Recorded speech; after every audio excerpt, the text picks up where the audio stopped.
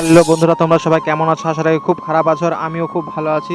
তাই আর দেরি না করে চলে গেলাম একটু আমাদের ওই তেল মিলে ঘানি ভাঙাতে। এই ঘানি ভাঙাতে না, মানে মোটর ভ্যানের চাকায় হাওয়া ভরতে। তাই হাওয়া ভরতে গিয়ে হাওয়াটা ভরে নিয়ে আমরা বেরিয়ে পড়লাম আমার এক কাকিমা আর এক বৌদির সাথে আমাদের গন্তব্যস্থান সেই মাছ ধরার জায়গায় যাওয়ার জন্য।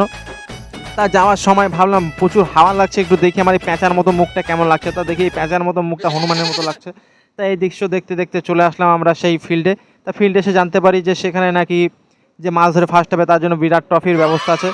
তাই এরপরই সেই মাঠের দিকে তাকাতেই দেখি জলকাদার ভিতরে একটা রুই মাছ প্যান পরে মুখ উঁচু করে রয়েছে।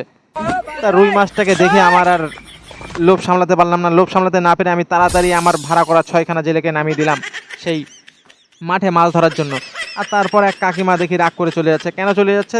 তাকে নাকি মাছ ধরতে নামতে দেওয়া হয়নি, যার জন্য তিনি রাগ করে চলে যাচ্ছে। আর এরপর আমরা সেই মাছ নিয়ে চলে আসলাম, কিন্তু আমি প্রাইজ পাইনি, মাছ পেয়েছি।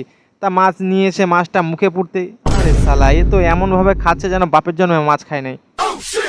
সত্যি আমি বাপের জন্মে খাইনি। তা প্লিজ আপনারা কেউ লোভ দেবেন না।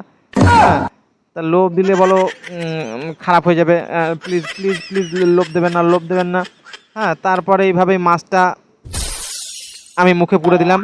আরে সালা, এ তো মনে হচ্ছে বাপের জন্মে মাছ খায় নাই, এমন একটা ভাব। ও দেখো, ভাব দেখো।